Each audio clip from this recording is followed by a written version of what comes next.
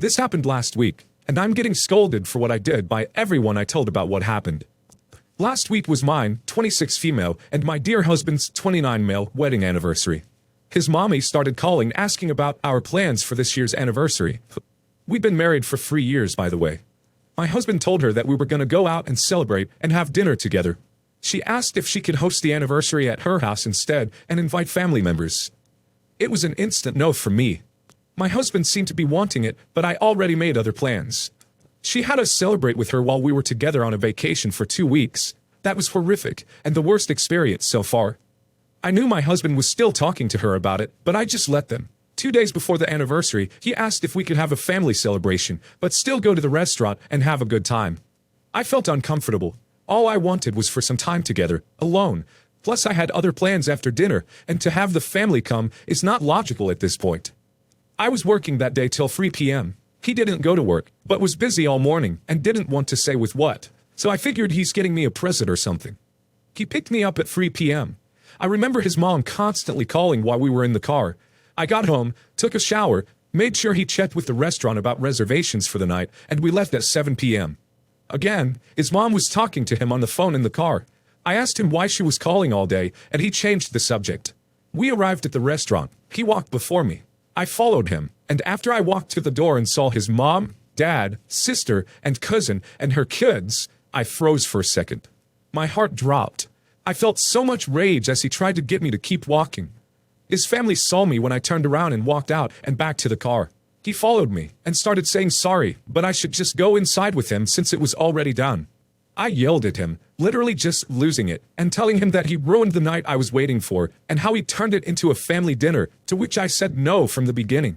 He begged me to go inside, but I refused. We argued till his mom came trying to convince me to go in. I went home in a taxi after I told them to go back and celebrate. He came home not liking that I left and refused to talk about it. His mom texted me about my behavior and how I ruined it for her son and the whole family, and that I should respect her family and stop whining and overreacting like that. Edit. We're in Europe. This is our 3rd anniversary. The past anniversary was celebrated with his family. This isn't the first time. I experienced the same thing on other occasions. Mother-in-law gets more aggressive on Christmas and thinks she keeps stopping boundaries, and dear husband has no problem with that. So much to unpack here. Not the idiot. He is allowing his mother to be the second spouse in his life. It is not normal for a couple to spend their wedding anniversaries with extended family. I'm from the US, so I recognize that this may be cultural. Frankly, it's weird as duck that his mom wants to push so hard to spend your anniversary with you. Like, Freudian level weird. Your husband knew you were adamantly against this whole thing. And he not only didn't tell his mom no, he arranged for her and the rest of his family to have a dinner that you did not want to have. That's so beyond disrespectful and dismissive of your feelings. Your husband needs to get it through his head that when he married you, you became his primary family. You and any kids you have, if you so choose, are his number one. His mommy is second place. She is clawing to maintain that top spot, and he is letting her. He gave his mother priority on your wedding anniversary. I mean, that's just beyond the pale. Set those boundaries, and every single time he or his mother crosses them, leave. Ignore her texts, block her number, whatever. You need to tell your husband that you will be handling all future couple-related things in-house, and his mother is no longer a factor in the plans you two make. To clear it up a bit, my first point is not saying his mom is the second spouse as a ranking system wherein she is very obviously number one in his mind. I was saying that the husband has 2 wives, one of which is his mommy. The wording on that could have been clearer. My apologies. Me and my fiancé only got engaged about 10 weeks ago and have plans for November 2021. But if there's still issues at the time, we'll postpone. My sister, Rosie, and I have always had a complex relationship. But my bigger problem is her fiancé, Mick, who I detest with my entire being. Mick is like a caricature of the phrase toxic masculinity. One time, my daughter, age 7, pointed at my son, age 5, and my fiancé's nails, and Mick called my son and fiancé sissies because they had nail polish on. He's also hit on me in the past, and S-shamed me. So yeah, hate him. Fiancé also hates him. My parents wanted to invite in all about 40 people to our wedding. Our guest lists only 20 guests. So the agreement we came to was that they pay for 2/3 of the wedding as they had 2/3 of the guests. So far, all we have arranged is a venue. And it's a good thing we did, too, because there's only 3 venues in the area, and November 2021 was the earliest date any of them had available. Rosie and Make got engaged last week. Rosie has looked for venues and the first available date is April 2022. Mom and Dad told us today that we will now be having a double wedding.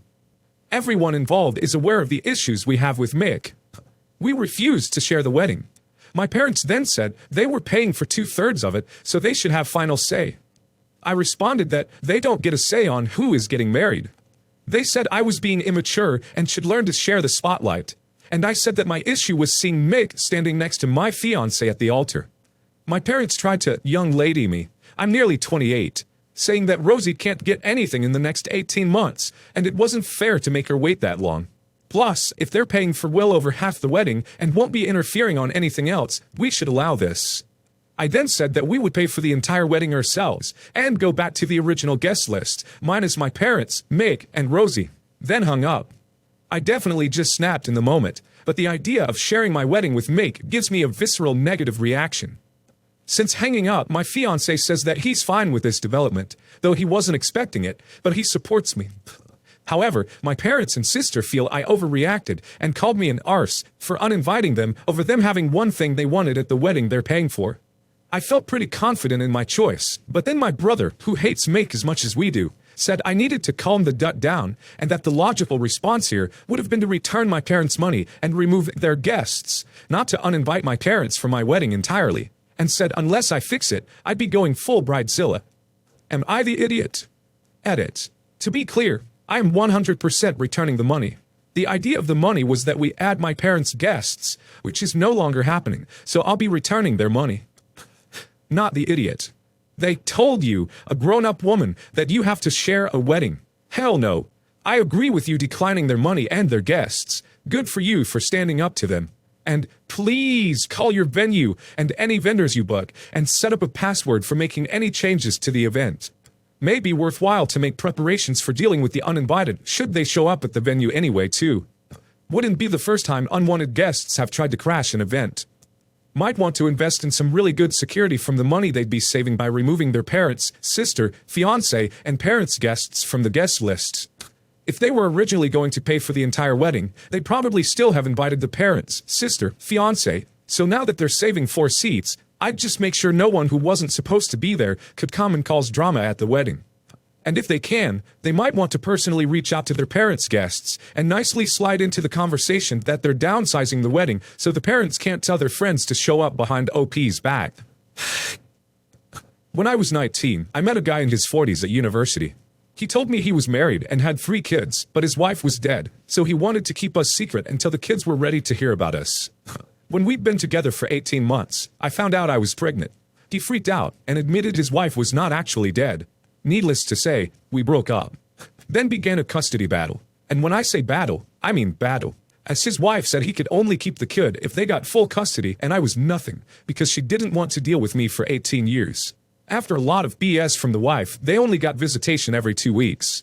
Because of her all-or-nothing mentality, on finding out that her actions had resulted in visitation only, they decided to not be involved at all beyond child support.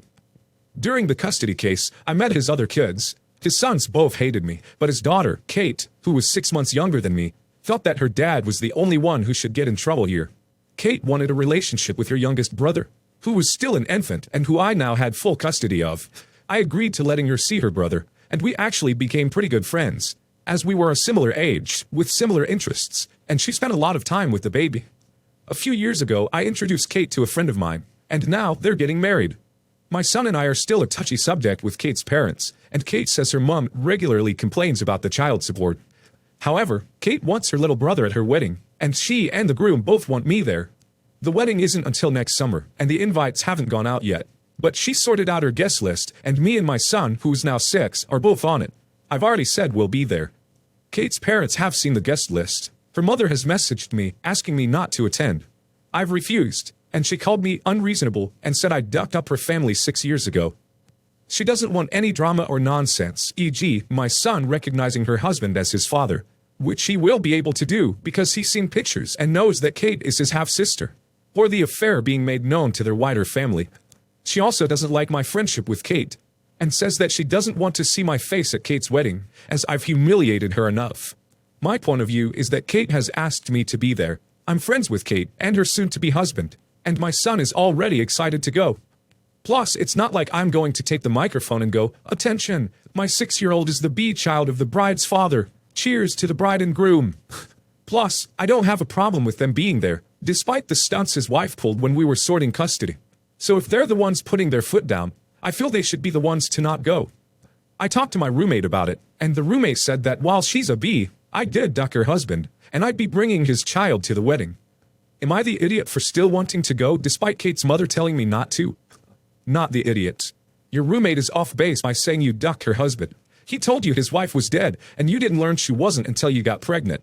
Only you can decide if it's worth attending, but the wife is seriously misplacing her anger that should be directed at her husband for being a cheater. The fact that she's being burdened with the responsibility that should be expected by the husband and his dishonesty really makes me angry. I absolutely believe that the husband spoon-fed his wife complete nonsense lies to justify his infidelity.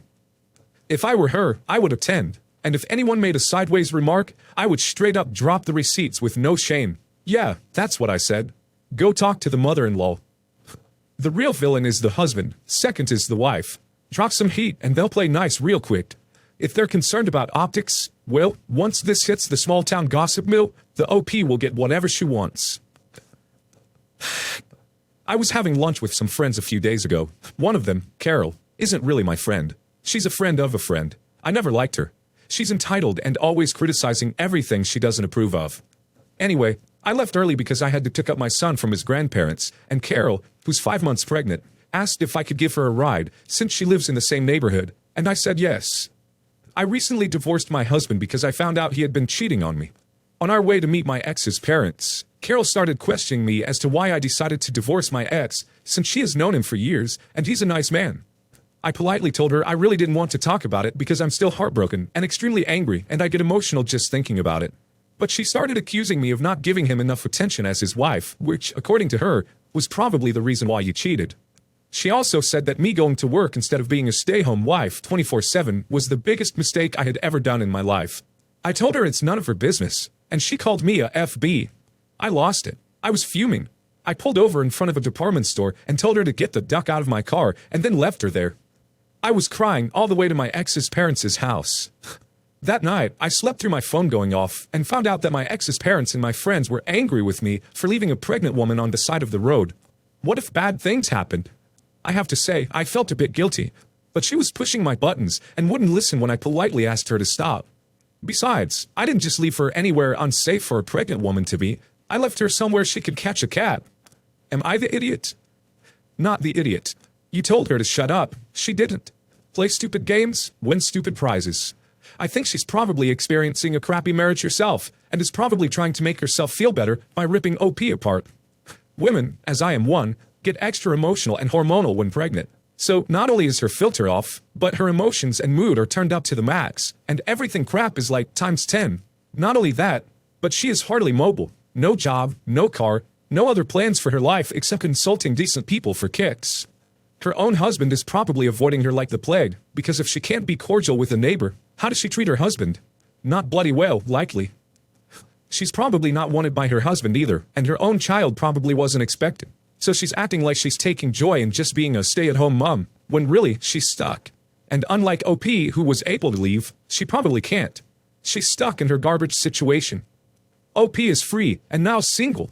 Honestly, I would have probably told her as much, and spent the rest of the drive back to her house, not to where she wanted, if I didn't kick her out right there, unleashing every howling, screaming, crying, angry, filthy emotion I've had pent up for months at this horrible excuse of a pregnant woman.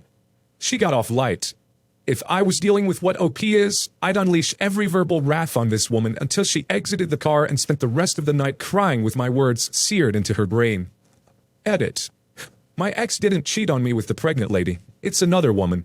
When I confronted him, he didn't deny it, but he also blamed me for it. He reasoned, since I spend so much time at work and already paid less attention to him, he's not entirely wrong to cheat. Funny, when he's the one who talked me into going back to work because the pandemic had been taking its toll on his job. He works at a 5-star hotel. Like, what the duck, right? Seriously. My father-in-law and mother-in-law are not horrible people. They've been supporting me through all this, and don't blame me for divorcing their piece of crap son. The thing with the pregnant lady has got nothing to do with my husband cheating on me. The reason she was so nosy about it was because they're good friends. They grew up in the same neighborhood, so my ex-parents know her families pretty well. What happened was, she told my ex's parents that I had ditched her by the roadside simply for asking me about my divorce. She didn't tell them how she insulted me and tried to blame it on me. So I told them everything about how she called me a FB and that I deserved being cheated on. I also told them that I had left her at a department store instead of in the middle of nowhere like she had told them. I am now cool with them. They love and always treat me like their own daughter. Besides, I can't lose them for my son's sake. My own parents died when I was in my early 20s, so I can't have my son deprived of a loving relationship with his grandparents.